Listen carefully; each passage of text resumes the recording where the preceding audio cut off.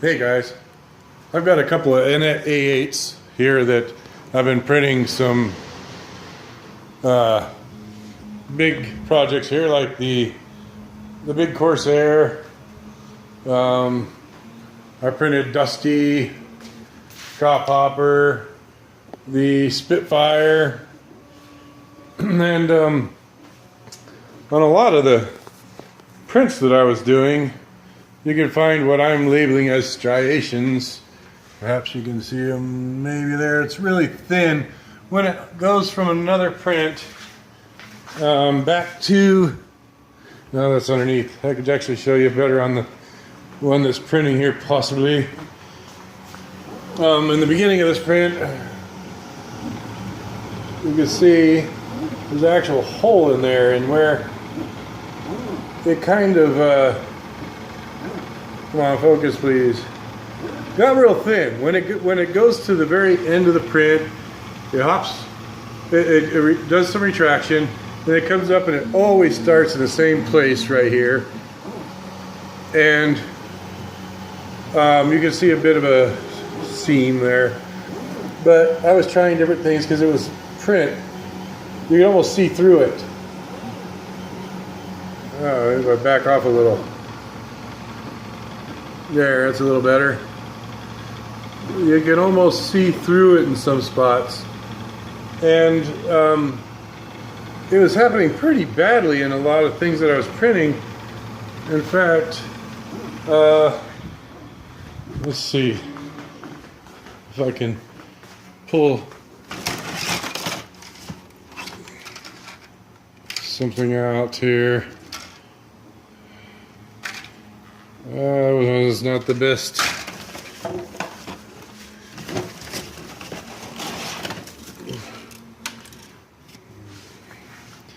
Okay, like on this, you can see every time it started,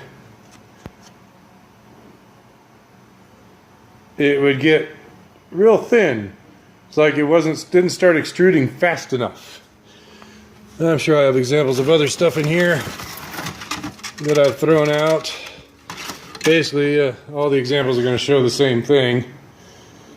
Every time it starts in a spot, it gets super thin, and I mean, just see it just crackles apart, and the layers kind of separate because it didn't start extruding fast enough. So, although the rest of the print is perfectly fine and perfectly thick enough, this side is really strong, and it's just the opposite side of it. Wherever it starts, all the way up, just thin and crackly. Well, I'm sure I'm not the only one who's experienced this, and I wish now that I had discovered what I have discovered a lot sooner, because both of my printers are doing it. But what I've done to fix that, and hopefully I can get this thing to focus here. Here we go. Okay, I've gone into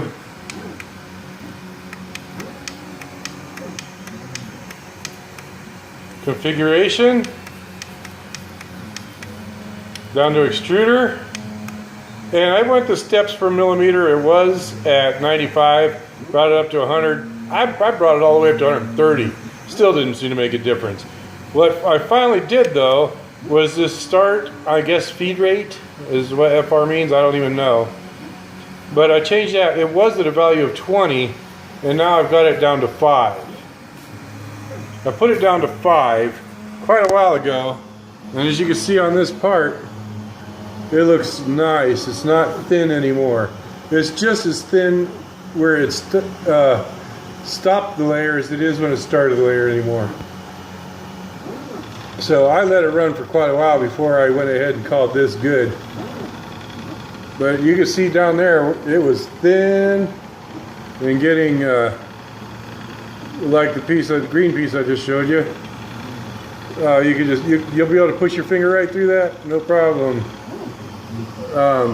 But now it's doing great, and I don't know what that setting is or what it does exactly, but I'm assuming feed rate. The way I discovered it, where that hole is right there, I tried going up with it, and you can see it made it worse. So what I did was I went back down with it. I went all the way. I said, I'm going to over exaggerate. I'm going to go all the way down to 5 from 20, and I did, and it's been there ever since. And you can see that it has definitely done way better job on that.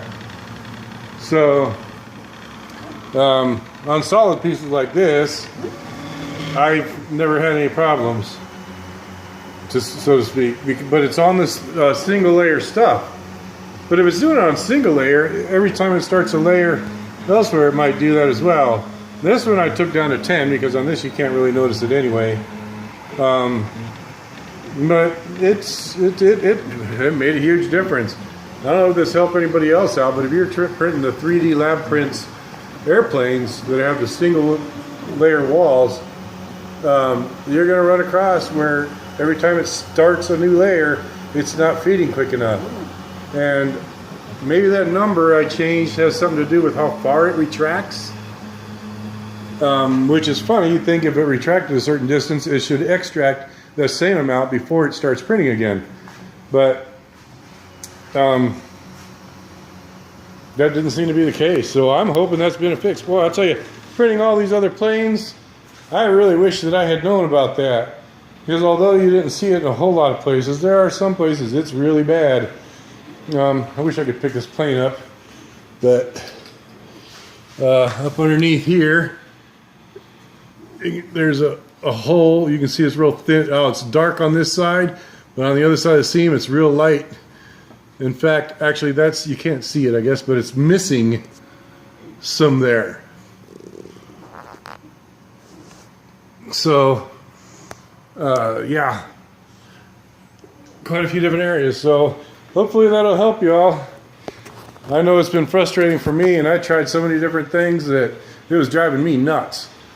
Because taking the flow rate up enough to, you could also take the speed down, but taking the speed down, well, it slows your print down big time, but it still didn't completely uncover it. And if you go to where you're adding more flow rate to try to mask the problem, then your print comes out way too heavy, and for an airplane you don't want that. So I think that this is definitely the best way to go as far as I can tell. Make a comment below if you agree or disagree or have a better solution for me.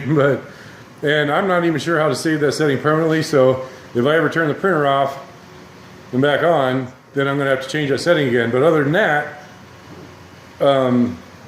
it'll stay there. And now that I know what it is, I know to do it. So not knowing the perfect fix, it's a fix. For me, I'm real happy about that, because now I think I can print these things out with a lot better print quality. And I can keep the flow rate down to keep the weight of the part proper and still have solid print at the beginning of each layer instead of that crap. All right, hope this helps you guys.